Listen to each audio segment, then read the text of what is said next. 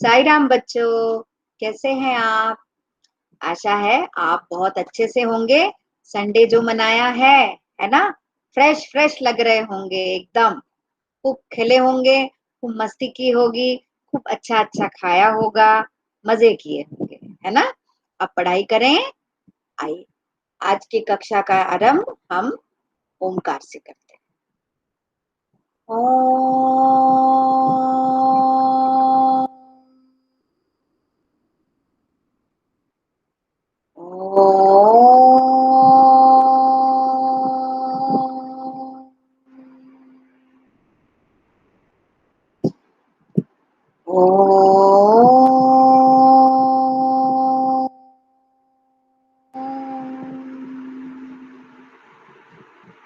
साई राम बच्चों। बच्चों, आपको याद होगा कि इस पहले की कक्षाओं में हमने पाठ 9 अक्ल बढ़िया भैंस और उसके अंतर्गत एक और पाठ कब आऊं ये पढ़ा।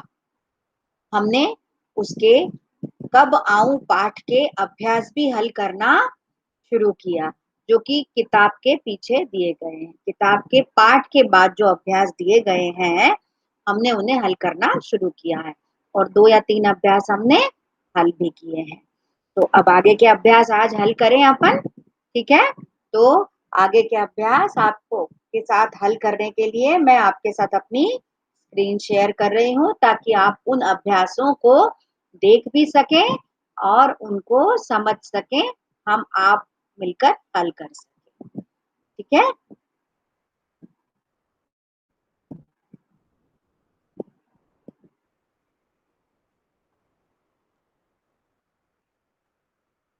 ये देखिए बच्चों, ये है अगला अभ्यास, मुहावरे।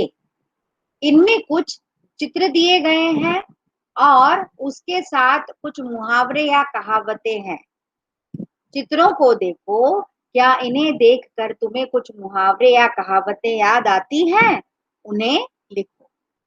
बच्चों, पहला चित्र बना है दिए का और उसके साथ में लिखा है अंधेरा। एक बहुत ही प्रचलित और बहुत ही फेमस मुहावरा है इसके साथ में। देखिए कौन सा है?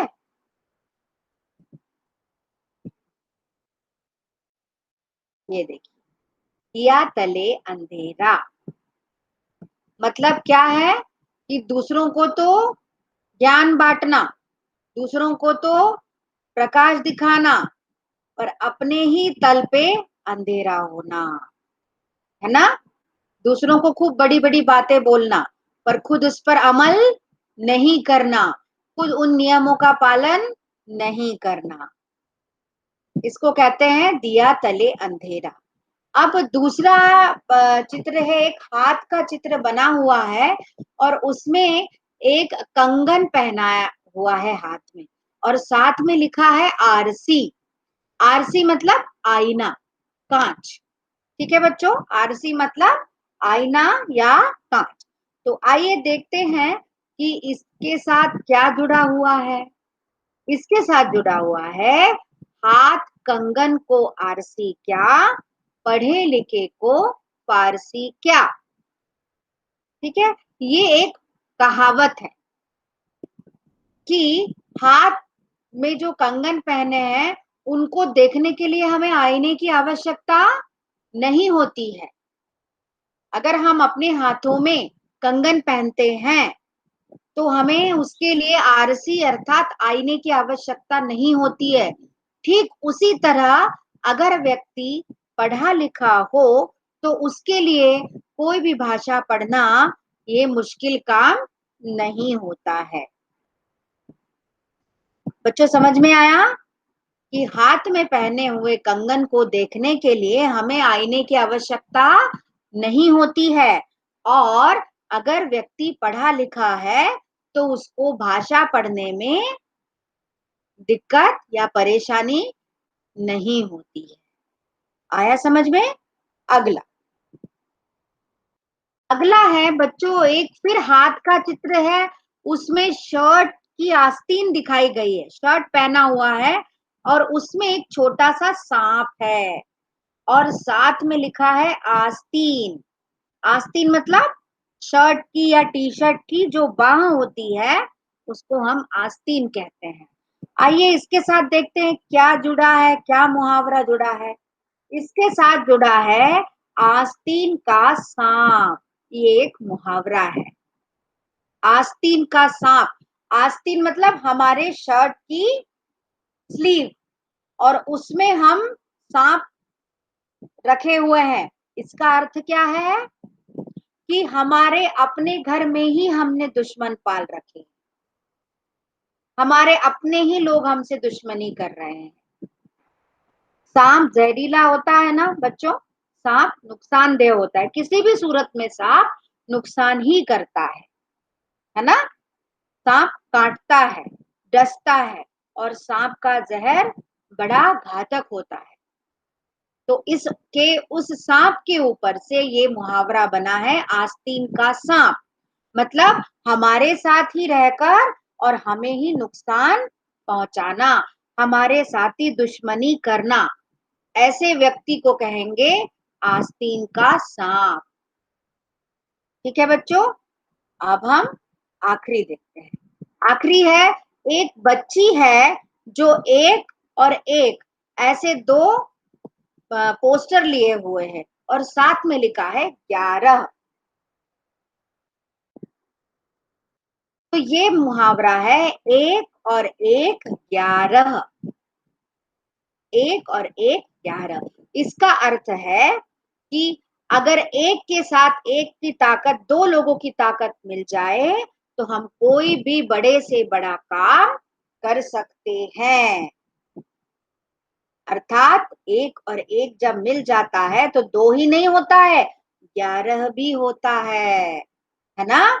इसी तरह जब एक और एक हम दो लोग मिल जाते हैं तो हमारी ताकत, हमारी बुद्धि और हमारी विचार शक्ति दुगनी हो जाती है और हम दुगने हौसले के साथ काम कर सकते हैं।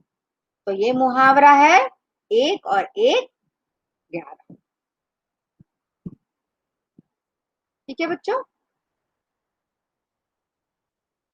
तो ये चार मुहावरे हमने देखे। पहला, दिया तले अंधेरा, अर्थात सारे नियम कानून ज्ञान सब दूसरों के लिए, अपने लिए कुछ नहीं।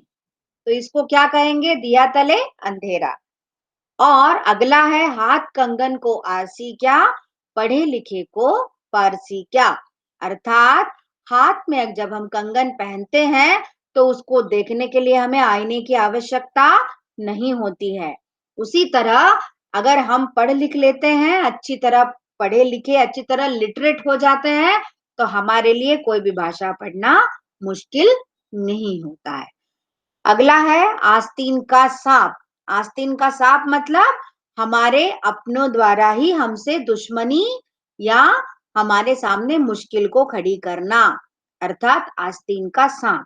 और एक 11, अर्थात एक और एक मतलब दो लोगों की ताकत जब मिल जाती है तो कोई भी काम हम आसानी से कर सकते हैं।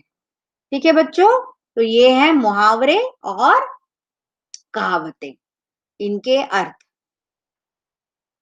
अब अगला है कहो कहानी। बच्चों इसमें कुछ शब्द दिए गए हैं और इन शब्दों को इस्तेमाल करते हुए हमें एक कहानी बनाना है।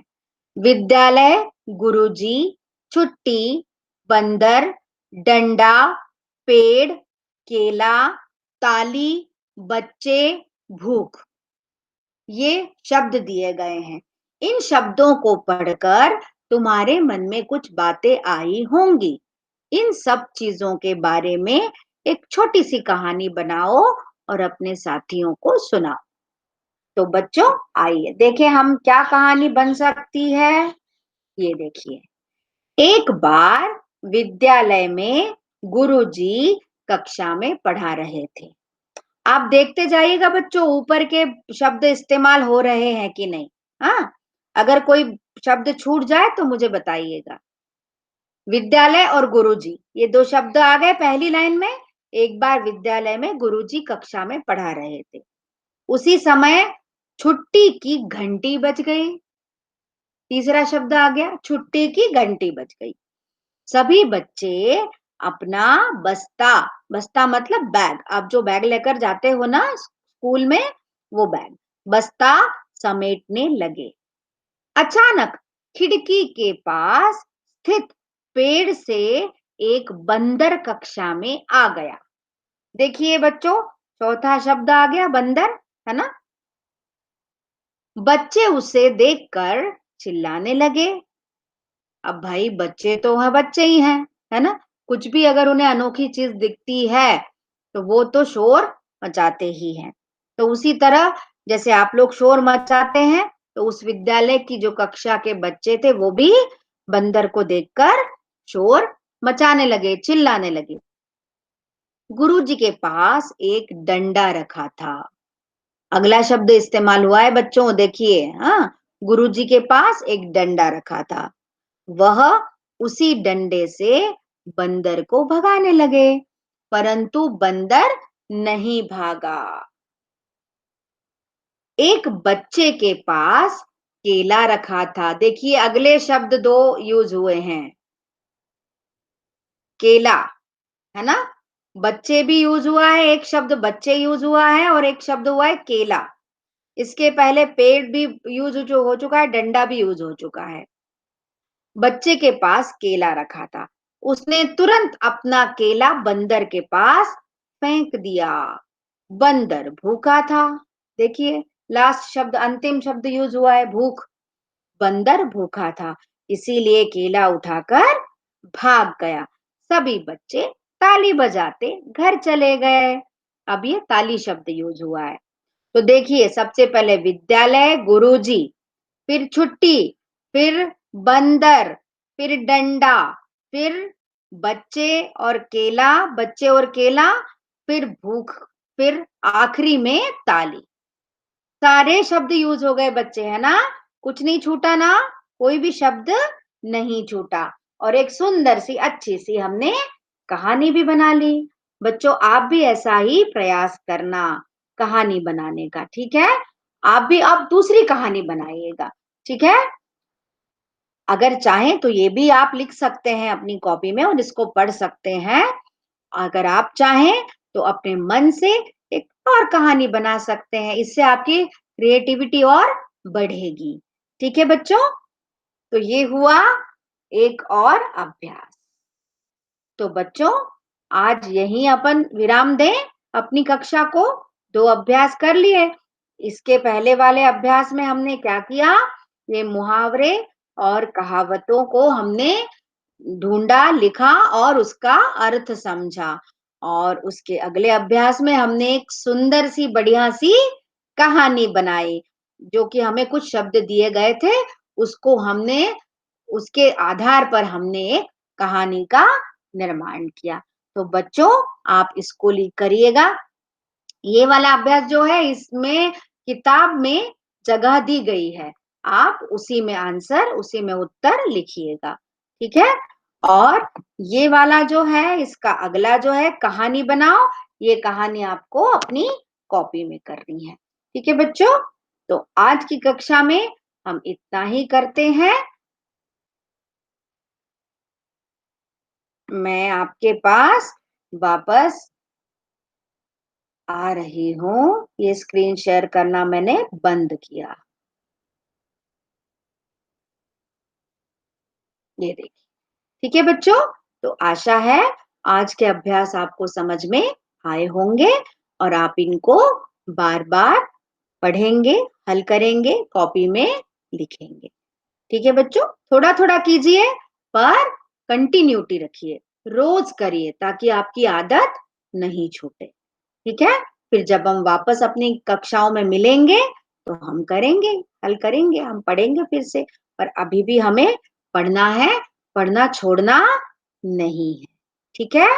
तो आज की कक्षा का समापन हम शांति पाठ से करते हैं।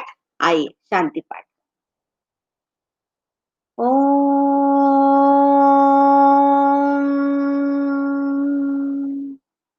शांति शांति शांति।